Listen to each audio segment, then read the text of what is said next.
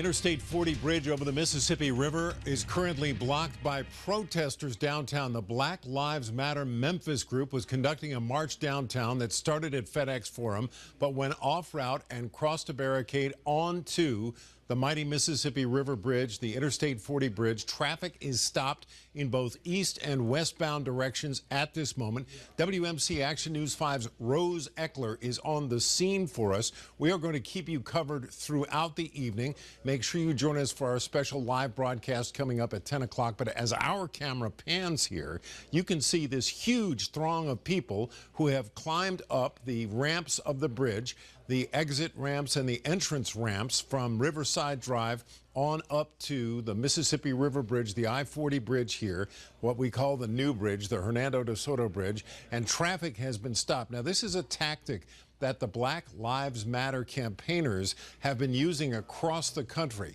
In St. Paul, Minnesota, and numerous other cities across the country this weekend, there have been interstates just like the one right here in Memphis right now that have been where traffic has been halted as these protesters make their point.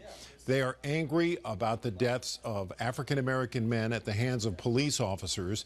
As you know, there were two young men who were killed by police in separate incidents last week, one in Baton Rouge, Louisiana, the other up around St. Paul, Minnesota. And then, of course, we had the tragedy in Dallas on Thursday night with the 5 officers killed after the gunman opened fire there. And now the Black Lives Matter campaign is using this tactic across the country, and now it's come to Memphis to stop traffic on interstate highways to make their point. And so you are seeing a live picture right now of at least 1,000 people. So now we understand that this is far from over. These people do not intend to leave anytime soon. They're demanding that they get more attention and that they need more of their demands met. And let's check in with Jerry Askin. He is also downtown. Jerry. We're going over to the forum right now. Yeah. Hey, Kanji Joe, good evening. As you just saw, no justice, no peace. That's the message here on Beale Street right now, as literally hundreds of protesters are marching down Beale Street right now for what's happening out here. I want to show you what we're seeing right now. My name is Michelle. Michelle, what's your last name? Michelle Johnson Smith. Okay, so you have been down here. You've watched this protest down Beale Street for the Black Lives Matter movement.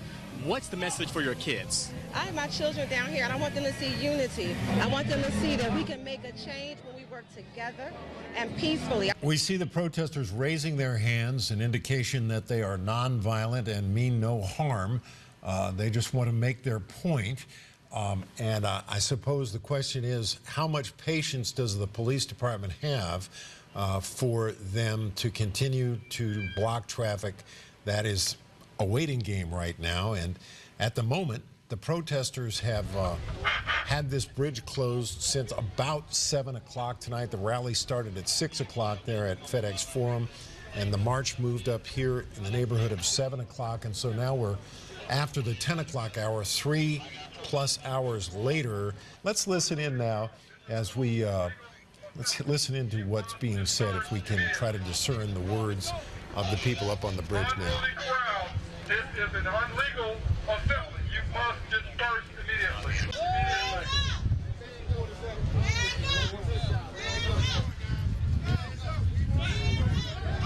Y'all should feel ashamed of y'all.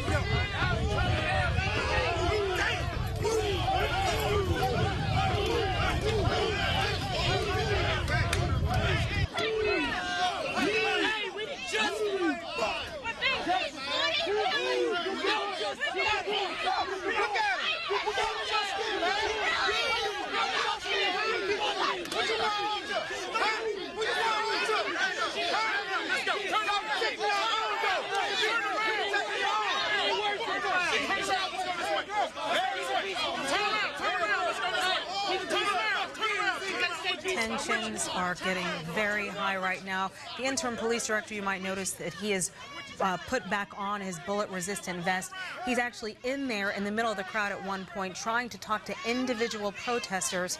The police officers in riot gear, the first thing they do is to let you know that a law is being broken. So the first thing that they did, you heard them say, this is an illegal assembly.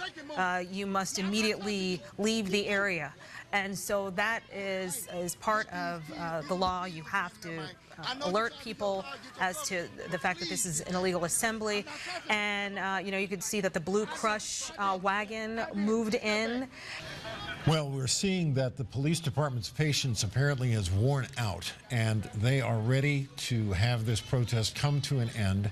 And so they have placed protective riot gear on, and together with the police director present, which is very significant, I think, the effort has been made to move these people off the bridge. Yeah, the officers are slowly making their way towards the protesters. The protesters are slowly backing up, many of them asking everybody to stay calm, keep their hands up, and also exit off of this on-ramp. Everything is under control as of right now. Nothing violent has taken place so far, as has been the case the entire night. Many of them just holding up signs, as you can see, keeping their hands up. These young people are concerned about social justice and economics. Let's walk as we talk. All we want to do is make sure that we get them safely off of this bridge, and then we'll have some discussion with rational people talking about rational ideas. But the administration has to realize, I left my home with my wife and children to come out here. We have to make sure that people who are comfortable come out and come up with a solution. We need solutions. All right. What do you think about this protest? I think they're doing exactly what they need to do, but I want them safely off the bridge. That's all. Why was it important to come out here and be part of this? Because this is my community. I love these people. I love the community. I feel it. Fabric. Do you have a message for these protesters? Obviously, they've been handling this very well. They're doing exactly what they ought to be doing. I'm not a part of it. I want to make sure there's safety. I want to make sure that we translate this conversation into economic justice, into social justice, into fairness. That's all we want. Do you plan on going to the meeting tomorrow? I will be there. And I want every fair-minded person that in this city understands what these young people are saying. They're tired of watching their comrades being killed. What do you hope comes out of all this? The restoration of the black man. That's what we want. The restoration of the black man. We appreciate your time. We want an opportunity. Opportunity for what? To live. To live. Like, we want everything that everybody else gets. We don't want anything extra. We don't want any handouts. Make us work for ours, but make sure you work for yours too. Ever so slowly, it is moving along, and it appears that this police tactic to have a show of force, to have the lines, to have the protective gear, and then a gradual step-by-step move where they literally just move toward the protesters in a concerted line, in a coordinated line, that is, and it appears to have succeeded in reopening traffic to the bridge as we see this remarkable scene unfold in downtown Memphis. Here's Mike Rawlings as part of the conclusion of this event, successfully convincing the majority of the protesters in the Black Lives Matter movement to come off the bridge in March. At first, he was the one who said, let's go to 201 Poplar, because that's where his office is. But later, it was decided to go to FedEx Forum, a site of more joy and community togetherness than the jail. And so this whole thing has been quite a spectacle tonight. Unfortunately, as we keep saying, it's all happened peacefully. And of course, we're going to be following this for every step of the way. And so let's go to the prayer that was said earlier on the plaza at FedEx Forum. As we leave you tonight, we're coming back in the morning. Be sure to join us, 6 a.m. We thank you for the vision of the city, dear Lord. We thank you for these youngsters who came out and showed their bravery by standing up for injustice, dear Lord. We just thank you, Lord. We thank you for our police chiefs coming down here, dear Lord, standing with the solidarity of the people, God. Dear Lord, we call peace in this city. We call healing, Lord. In the mighty name of Jesus, healing. Oh, God, we thank you. If you drive a car equipped with OnStar, you know the service can do all kinds of things, from providing directions to opening your doors if you happen to lock your keys inside. But could OnStar catch a killer? It's one of many questions a grieving family has tonight following the brutal murder of a MidSouth mom. And they're turning to WMC Action News 5's Sasha Jones for answers. Sasha? Joe and Kanji, this is Zanitris Crawford, 40 years old, a mother of 10-year-old twins. She was murdered by a man that police say was able to strike again a second time before he was caught. When it's your child whose life is violently cut short. What do I think? That I need to kill this man myself. The pain can't be described. Brutally murdered, stabbed 57 times. I cannot even explain to you how I feel. June 4th, 2016. That's the day Patricia Mason last saw Raymond Clark. She says he was driving her daughter, Zanitris Crawford's car, a blue Buick Verano. I didn't see nothing but blood, clots of blood, clots of blood. She saw a small child in the back seat and heard the voice of her 10-year-old granddaughter coming from the trunk of the car. But there was no sign of Crawford, other than the crime scene inside of the car. I'm about to call the police. You done killed my child. Mason says Raymond Clark took off in the Buick with the children still inside. Family members called police and the officers began their search for Clark, 10-year-old Kanaya, and a 6-year-old family friend. No one knew what had happened to Kanaya's mother until the children showed up hours later at a home on Whitney Avenue. It was right across the street from this church, inside of this vacant home, where the family says those two children were tied up by Clark. The family says it was God that helped those girls escape out of a window to go find help. God was able to, like I said, give her granddaughter enough sense to guide her and my niece out of the home to make it to a safe place to get away. Crawford's daughter then led police to her mother's body dumped behind the house from which she escaped. She had been stabbed 57 times. Her alleged killer, Raymond Clark, still driving her car. His whereabouts unknown. To assist in locating a stolen vehicle or missing person, we require the involvement of law enforcement. Crawford's family says they told officers the car was equipped with OnStar technology and that it could be tracked. OnStar provides several security features if a car is stolen, including the ability to lock the ignition or slow down a car as it's moving. But police didn't find Crawford's car until 2 days later, parked in a busy neighborhood outside of Atlanta. And I don't believe that car was ever cut off by OnStar. I don't think Memphis, Tennessee policemen ever stopped that car.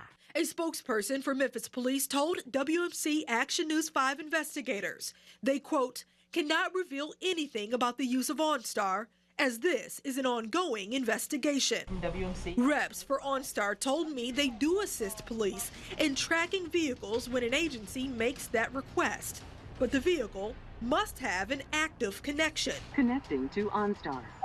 I've learned Crawford never activated OnStar, thus making the security feature worthless, allowing her alleged killer to not only get away, but also strike again, according to authorities in Georgia. You went to a whole nother state to do this to another woman. Investigators in DeKalb County, Georgia, arrested Raymond Clark nearly 2 months after Crawford's death for allegedly raping, physically assaulting, and kidnapping another woman. I could have got him faster than that, doing the hood way.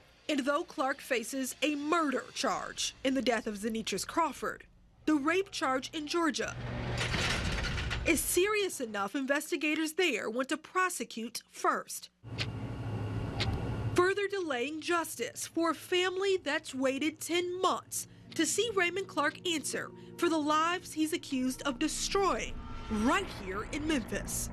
Oh, I'm gonna get you, Raymond Clark. I'm gonna get you. I'm gonna do it without Memphis, Tennessee, or with him. I'm not healing. I'm not healing until justice is done.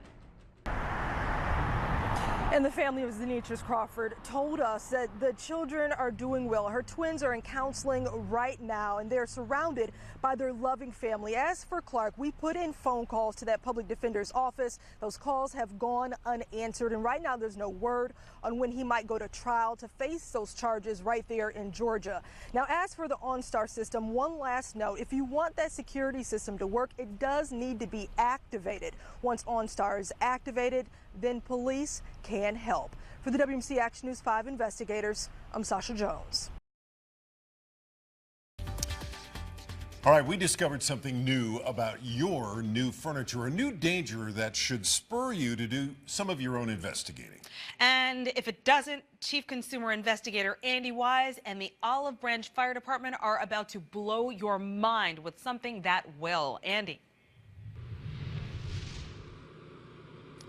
Kanji, it's the 21st century, and now more than ever, firefighters say we need to be maintaining working smoke detectors, because the biggest threat of a fire that's hotter, faster, and smokier in our homes is our 21st century furniture.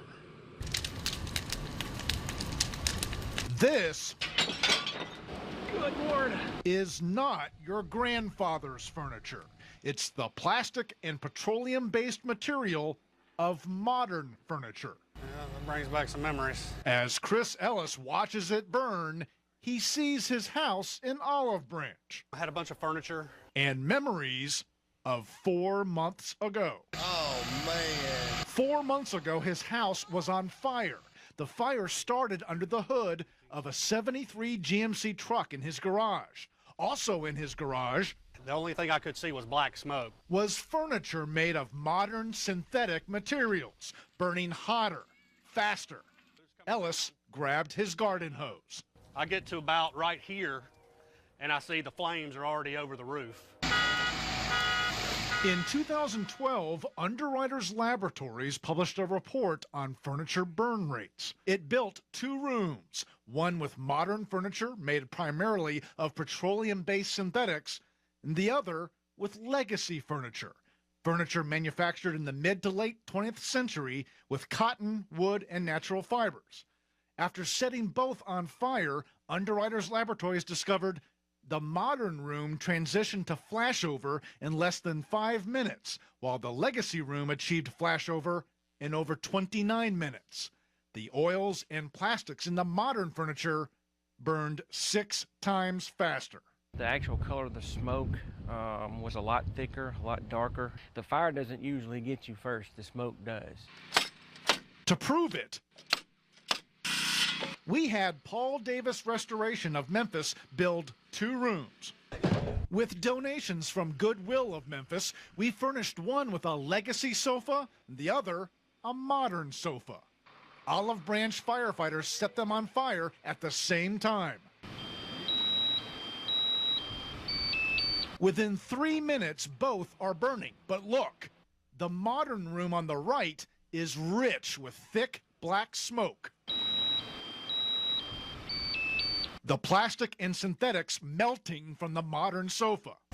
And it's not just modern furniture firefighters worry about, it's also the modern construction of energy-efficient homes. You have double pane windows, sealed doors. A modern home will actually hold the heat longer than you would, say, a legacy construction. After both rooms flash over at the 5-minute mark, the ceiling of the legacy room is scorched but still white and untouched in parts.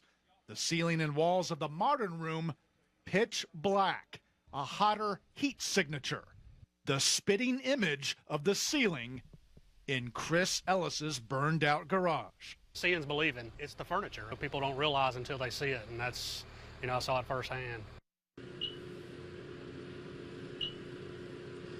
Now here's the thing, we checked and there is nothing, absolutely nothing on the consumer market you can buy to make your existing furniture either more flame retardant or more flame resistant. So the only choice we have as homeowners with our modern furniture is working smoke detectors. And now for this live demonstration, we have 2 working smoke detectors in each room, and we have here another modern sofa with polyurethane foam, highly flammable, and then another legacy furniture sofa over here made in the mid to 20th century. We're going to light both of these on fire at the same time to see how quickly the smoke detectors work, and also to show you again just how quickly modern furniture lights on fire. Gentlemen, light it up. Throughout this demonstration, we will have the double boxes. We'll have a little video on the bottom right-hand part of your screen. You will be able to watch this fire test as it happens as we continue with the broadcast and weather.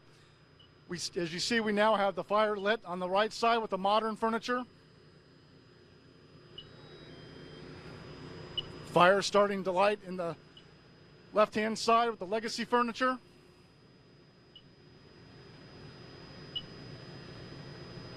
We have ignition on both. The smoke detector is already going off on the right-hand side with the modern furniture, which is a good thing because we have a feeling that it's going to be burning much faster, much hotter, with a hotter heat signature than the other one. Again, you will have the pictures on the right-hand corner of your screen as we continue the newscast. We will come back to you as you watch the results of this test.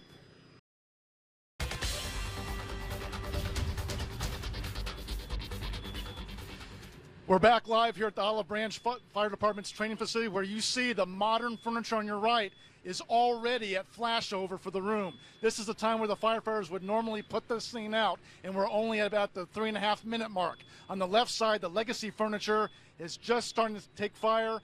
The smoke detector on the right side went off before we even went to weather. Proof again that modern furniture with its synthetic materials and its petroleum-based flammable materials takes off much faster, much hotter, much more quickly than the furniture of old.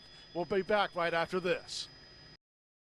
And now, a gut-wrenching story of survival. 3 MidSouth brothers narrowly escaped the wildfire that tore through Gatlinburg, Tennessee, November 28th. Tragically, their parents were killed. The community has rallied around the Summers family, and tonight, our Janice Broach has learned incredible new details about what those brothers went through to make it out alive. Janice? Well, the Summers brothers' uncle told me a remarkable story of courage and love for their parents. They are brothers who had to make an impossible to imagine decision as they confronted the pure terror of their escape from what was literally an inferno. I have good days and bad. Memphis attorney Jim Summers lost his brother John, a Memphis architect, and his sister-in-law Janet in the Gatlinburg fire. His 3 nephews, Wesley, Branson, and Jared, escaped badly burned. For the first time, Jim Summers reveals the pure terror of the brothers' escape and the heart-wrenching decision they had to make.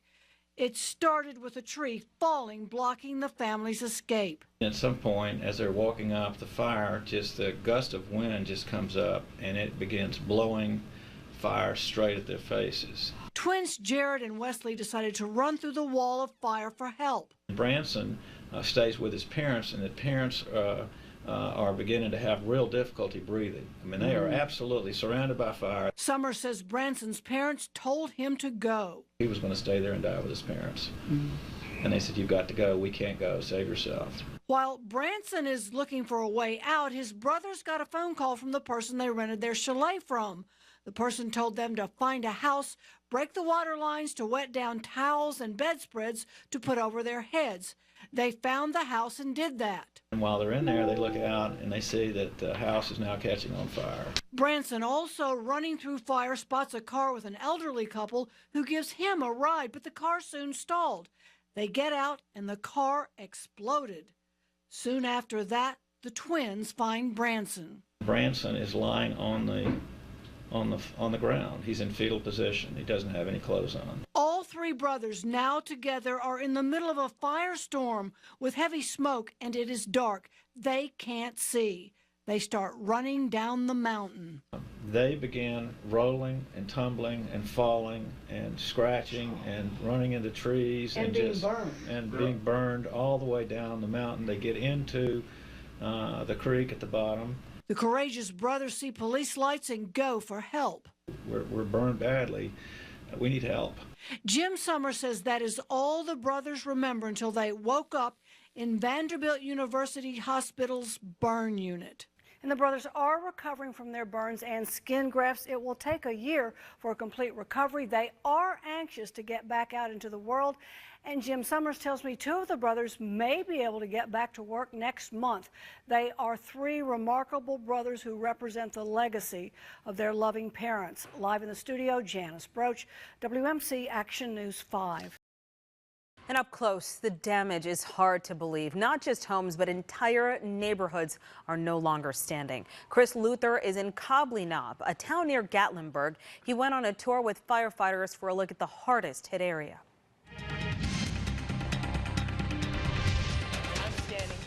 First home to go up in flames in the Cobley Knob neighborhood just outside Gatlinburg. This is where the fire started, and from here it spread with 60 to 70 mile-per-hour winds pushing it. An expected 100 of the 300 homes in this neighborhood are expected to be total losses. The Cobley Knob Fire Department escorted our WMC Action News 5 crew behind the fire lines in one of the hardest hit neighborhoods. The images we saw were unbelievable. Homes left with nothing but foundation. Cars, a shell of what they once were. Some people are coming home to this, while others, like Jill Schrock, are the lucky ones. I had a lot of people, a lot of good people praying that our house would be here, and I just thank God that it's here. This is the first time Jill has had a chance to say thank you to the firefighters who saved her house. I want to thank you for saving my house. Oh, that's no problem. It was a pleasure. You just don't know how thankful we are. I mean, I'm speaking for a lot of people in this neighborhood. With 1 in 3 homes expected to be a total loss, Cobley Knob firefighters have gotten used to giving residents bad news. This is the first time this firefighter has gotten a thank you for his hard work. We're volunteers, so that's, and that's why we're here to serve the community. That's why the community volunteers, so we love it. We're glad you guys got your house back. Cobley Knob firefighters say this rain has been crucial in helping prevent more homes from looking like this. They said the 2 to 3 inches that have been dumped in this area have helped douse the flames, and now they can move into mop-up mode and then start rebuilding. In Cobley Knob, just outside Gatlinburg, Chris Luther, WMC Action News 5.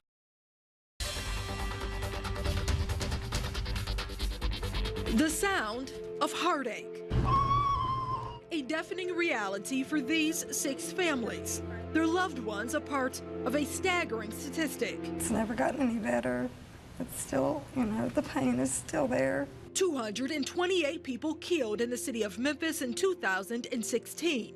The most homicides in a single year since 1993. We watched as families grieved at candlelight vigils and set up makeshift memorials. None of it bringing back the sons, daughters, mothers, and fathers lost to violence. A person that I was supposed to spend the rest of my life with, my soulmate, he got snatched away from me just like that. These faces show the pain, torment, and agony hundreds of other Memphis families endure. My heart is dead. I'm crushed because my baby gone. My son didn't even get a chance to graduate. I had to walk the stage for him. And these documents show that as the city's murder rate reached a breathtaking high, the number of arrests did not. During one of the most violent years on record, the number of arrests made by Memphis police officers fell by 5,000. In 2015, Memphis police officers made a total of 77,549 arrests. Last year, the number totaled 72,004. That's indicative of you don't have 500 more police officers out there, so you're not going to have the same amount of arrests. Memphis Police Association President Mike Williams says just this week, more officers submitted resignation letters, many of them looking for better benefit and pension plans. We're not saying that police officers are the be-all, see-all, know-all fix to the problem, but they are part of the solution to the problem. Williams says it also comes down to making an impact in the communities where young people see too much. In 2016, more than half of homicide victims were under the age of 29, and MPD data shows the majority of homicide suspects are between 19 and 22 years old. People are dying and being shot and stabbed and raped and robbed and murdered in front of them. A lot of people are scared to work with them, but you can't help them if you're scared. Timothy Jones started the mentor group Big Homie after turning his life around. He says he works to inspire young men and works with them into adulthood. Nobody wants to come alongside of them and become a lifetime partner with them. There are also successful county-run programs, like the Shelby County Juvenile Ceasefire Program. Of the 89 juveniles who entered the program after committing a gun-related crime, only one has reoffended. I just got it and I just shot 3 times. Donovan Kilgore Russell has been on both sides. He was charged with a gun-related crime, but he has also been the victim of armed robbery. And in 2016, 4 of his friends were killed on the streets of Memphis. His mom worries he could be next. I'm afraid for him. I'm very concerned. She says the ceasefire program centers on prevention, teaching young people like her son there is an alternative to using a gun. Just this month, the Memphis Police Department started the Violent Crimes Unit, with preventing murders being the #1 priority. But with roughly 30% of homicide cases from 2016 still unsolved. But you still can't forget about the cases that have already happened. 5 of the 6 families who met with the WMC Action News 5 investigators want to know what police are doing to catch the people who killed their loved ones last year. I can call them every week. Every week I can call them. But I want them to call me. Because this pain, I'm doing my own investigation because I'm going to find out who did this to him. Will not go away. For the WMC Action News 5 investigators, I'm Sasha Jones. You know what really feels good? Ripping apart a ripoff, especially when the victim is a paralyzed veteran. That's what Andy Wise's dream team of licensed contractors did today during stage 1 of their rescue mission. Andy. We vowed to rescue this Fraser man who served our country after scam artists took advantage of him. Well, that started in earnest today as we tore the roof off of this ripoff. Tearing it down to build it back up right and right the wrong that was done to Ernest Sanders Jr. of Fraser. I watch Channel 5 News every morning, and I saw this story air. These licensed contractors saw our story about Sanders, an Army veteran paralyzed in a car crash that also killed his wife. Unlicensed contractors built this shoddy garage behind his home. It was supposed to help him get around and add storage. Instead, the scam artist abandoned Sanders to a leaking, soaking mess that destroyed his late wife's belongings and broke his daughter Dinah's heart. He has enough he has to deal with. Todd Hart of Hart Family Construction had enough when he saw the story. He started making calls, even to his competitors. Not one person that I've called said no. Principal Solutions said yes. But when he reached out to us and asked if we'd do the demo for him, we were more than happy to accept it. Chris Posey Restoration said yes. We're going to be removing the roof and putting a new roof on. Otto Electric Company, yes. Thank you. Yes, sir, no problem. Once taken advantage of, now taken care of. I can't put into words how much you mean to me. And I want to thank you all. Thanks to the licensed contractors of our dream team. Our dream team is doing this all for free. The team's just getting started and it's getting bigger. And I'm keeping a tally of the contractors coming to Mr. Sanders' rescue inside this story on WMCActionNews5.com, as well as my checklist for shopping licensed contractors. Follow us on Facebook too, all the way until we surprise Mr. Sanders with the finished product. Andy Wise, WMC Action News 5.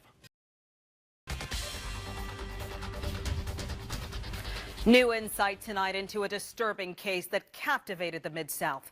A millionaire businessman pitted head-to-head with a part-time Waffle House worker and mother of 4. The 28-year-old woman claimed she went to Mark Giannini's mansion to interview for a housekeeping job. But while there, she says Giannini violently raped her. Facing 3 counts of aggravated rape, Giannini's attorney argued in graphic detail that the woman knew she'd gone to the mansion for sex and called her a liar out for money. After 7 hours of deliberation, the jurors sided with Giannini. That scream was from Giannini's accuser, reacting to that not guilty verdict. Immediately, social media lit up with Mid-Southerners questioning the jury's decision, saying jurors failed Giannini's accuser. Tonight, for the first time and only on 5, the jury foreman responds. We have been made out to be uncaring for the victim. We weren't. We wanted to find the evidence that supported her claim. The foreman mailed me 46 pages of jury notes and sat down to talk exclusively, he says, to set the record straight. Not guilty, not guilty, not guilty. 12 days after delivering a not guilty verdict on 3 counts of aggravated rape, the jury foreman in the Mark Giannini trial sat down to discuss what happened inside that courtroom. He asked for anonymity because the accuser in the case admitted in court she was a former cocaine smuggler for a Mexican drug cartel. Now, this is a drug dealer who has been running cocaine and spent time in jail for running cocaine from Mexico to the United States. And now we're supposed to believe her. In notes taken by the foreman during the trial, he wrote the accuser appeared to be out for blood, a drug smuggler, liar, thief, and went to jail. She blames everything on other people, always the victim. He said he never believed the accuser was going to Giannini's mansion for a job interview. She seems to be lying, he wrote. Her testimony was that she got there, she went into the restroom, brushed her teeth, and used scope, and then she went back out. He was already in the pool. He was already naked in the pool, and then he told her to undress, get in the pool, we're going to have sex. And she did. The foreman says testimony the accuser never said no was pivotal. Huge, huge. She could have said, no, I'm not getting in the pool. No, I'm not having sex with you. No, I'm not taking off my clothes. No, I'm not drinking. Prosecutors presented images of a woman's bruised body, claiming the photos were of the accuser. The accuser testified the photos were taken by a friend who she would not identify. But you couldn't tell who it was. The photographs were from the neck down or from the waist down. The foreman said there simply was no evidence a crime had been committed. I don't believe she knew ahead of time that it could be rough. The moment that it started to get violent, do you think that became rape? I think if it ever became violent, we don't know, because they didn't have the evidence that a jury would expect. Whenever we had a break, we'd all go back to the break room and say, please, God, give us one piece of evidence. Stop with the rhetoric. We don't care. Give us the damn evidence. You have all these towels that supposedly were used during all this raping going on, and there's no evidence on the towels? Something's not right with that. I wanted something tangible. What he says he got instead were prosecutors who were not prepared. Up next. If she truly is a victim, the state failed her. Attorneys behaving badly. Are these people for real? You know, is this their first case? What jurors saw and heard that influenced their decision. Women can be especially good at it. What made us all mad that he would even throw that out there?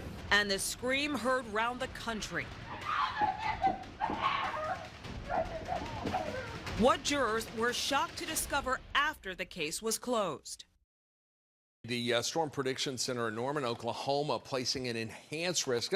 You can look at this as a 1, 2, 3, 4, 5 being the worst, all right? So we've got basically a 3 over the area for our severe weather potential. The areas that are in yellow, we'll say a 2, and those areas that are in green to light green are right there around a 1. But you see a vast majority of West Tennessee, northern Mississippi, under that enhanced risk for severe weather. There's a lot of moisture, a lot of instability in the atmosphere. Here's my severe weather threat index. I think our threat for tornadoes is about a 3, all right? We talked about this yesterday, not being a 0. We couldn't rule them out.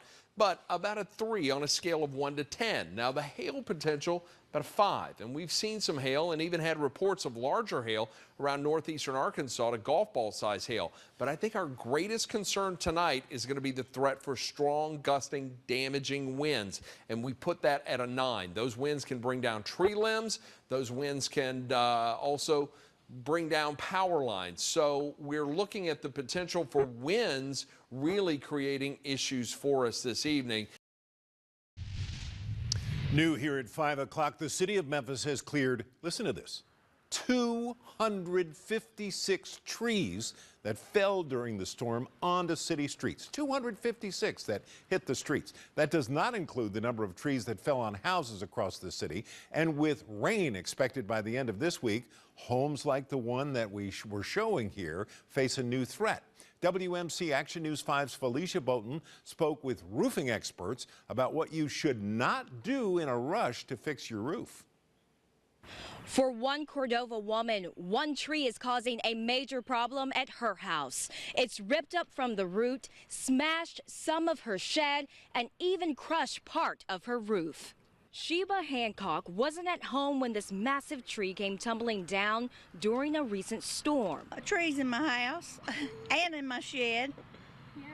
Thank goodness for the shop part, because the blunt of it got there, you know, or it would have gone all the way through. You see where the top part of it is. The damage in her backyard is clear, but she says the rain caused worse problems. And there's rats coming in from the water we had back here. She says rats are getting in through the holes in her roof, which is another reason why she's called for professional help. John Bennett with Excellent Roofing says it will take a large crane to move this tree off of her home, but safety should be every homeowner's #1 concern when seeking repairs. Even on a roof that's not that steep, if the shingles have been already affected by the wind, they could be very fragile. So if you walk on those surfaces, you could either slip or the shingles break themselves. Although many homeowners will take the risk by fixing their house on their own, Bennett says that can be a deadly choice. A lot of the injuries also happen when people are trying to get from the ladder to the roof,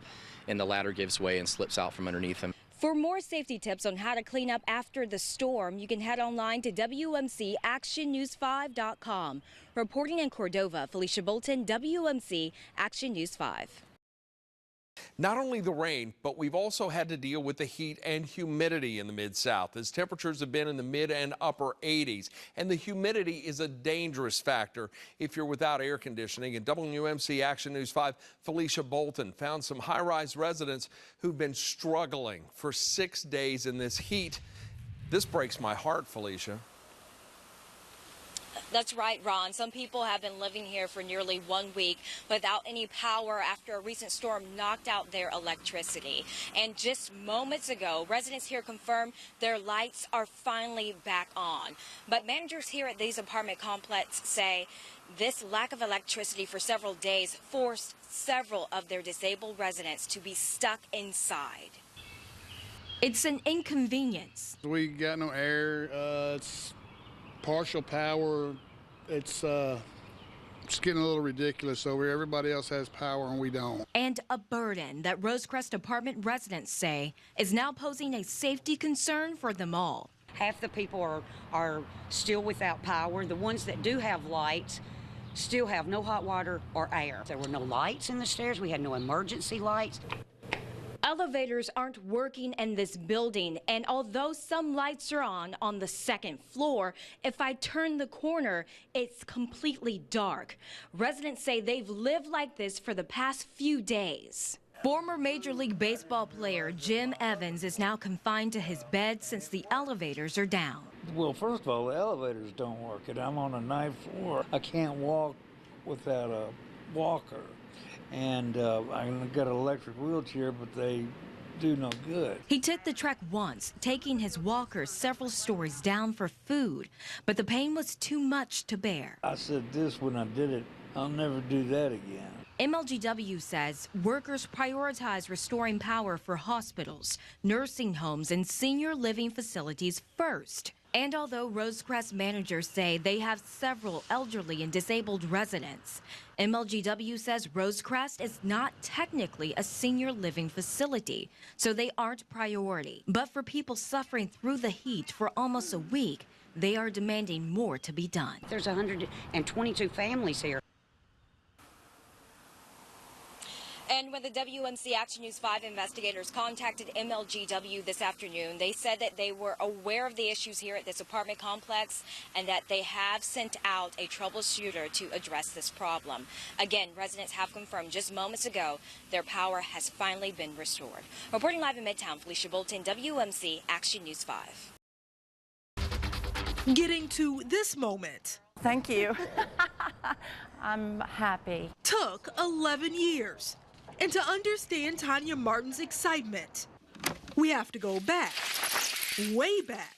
She's got a ticket to ride. To a time when the Beatles were kings, and this barely recognizable bus somehow found its way to Memphis. In Memphis, Tennessee. The rumor is that this hunk of steel was once a Beatles tour bus. The bus broke down and was left right here under the Union Avenue overpass just feet away from these train tracks near the Humes Heights neighborhood. True story? We don't think so. But what we do know is this bus has been sitting here for decades. Fast forward to February 28th, 2007. There was a guy standing in my kitchen. He assaulted me, and I punched him back. Homeowner Tanya Martin was attacked in her own home And maced me out the front door. The robbery was not random. Martin says her attacker was homeless and had been living in the abandoned bus, spying on her and taking things from her property. He had things of mine that belonged to me on that bus. The reason Martin called the WMC Action News 5 investigators a full 10 years after the attack. The bus is right back there. Is because she learned someone was once again living inside the bus. I want those guys to find a place to live. I just want that bus gone. What we discovered when we went to the bus was jaw-dropping. A fire pit, pots and pans, a makeshift closet, even a chandelier. I really don't want to talk about something outside my circle. A man living inside of the bus wouldn't show his face. He spoke to us through plywood being used as a door. He told us he wasn't the bus's primary tenant. But I tell him about it, and I guess it'd be left up to him. A few minutes later, he stormed off. I'm gonna let y'all deal with this. They can see our entire neighborhood. This is Sasha Jones calling. The WMC Action News 5 investigators called the city of Memphis and contacted the Shelby County Tax Assessor's office. We discovered the land is private property. This Shelby County Tax Assessor's map shows what appears to be the bus on property owned by MidSouth home buyers. A part of your property. We called the company, and a female employee originally told us MidSouth home buyers didn't own the property. Hours later, the owner called back, and after doing some research, he said he learned the company did, in fact, own the land. In an email, Terry Kerr said, quote, "We were surprised to find there was a bus that had been there for many years on our newly acquired property. We understand the concerns of our neighbors and the safety concerns for all and appreciate the work Channel 5 and the city are doing to TCB." Over the phone, Kerr offered to remove the bus, but before he even had the chance, Memphis code enforcement, working off our tip, took action and hauled away the eyesore. All thanks to one determined neighbor and help With a little help from my friends. from the WMC Action News 5 investigators. 11 long years. And finally, it is gone. It is. Sasha Jones, WMC Action News 5. A lot of folks just want to slow down this Friday night and enjoy National Donut Day. WMC Action News 5 photojournalist Sheila Whaley takes you into the kitchen at a Memphis institution, Gibson's. What can I get you? It's the busiest and funnest day of the year for us. We've been cooking since 1 o'clock yesterday to prepare for today. Take care, man. I love donuts. I love donuts. I'll take a dozen of those. It's National Donut Day, and why not come to Gibson's for some great donuts? The line looks long and scary, but it moves fast. Everybody gets their donuts and is out the door. It started about 6 a.m. and I imagine the line will be out the door until about 10 o'clock, 11 o'clock tonight. A dozen, half just plain glaze, the other 6 with chocolate glaze, and then I'm going to order some more. Okay. Yeah, we're gonna sell well over 1,000 dozen. One chocolate. Anything else for you? I have 40 employees working out front. The maple bacon donut is amazing. I like the chocolate one with sprinkles on it and the chocolate one. I can help. Who's next? Anyone? A dozen donuts and 1 donut hole? The glaze and the jelly filling and the Oreo. It's a rubberized It's a tradition for our family. Do you want one of each? Just one of everything? We started cooking cake donuts at 1 o'clock yesterday, just to get prepared for today. This is a big day for us. Make sure you do the change right. Yes, sir. Thank you. Happy National Donut Day, Memphis. Tonight, we're saying thank you. Andy Wise shows how your generous spirits were the it factor. It's the canned goods by the cartful and the heartful. Hey guys, what's up? Like youth pastor Jeremy Griffin walking up from his church with 900 cans of food.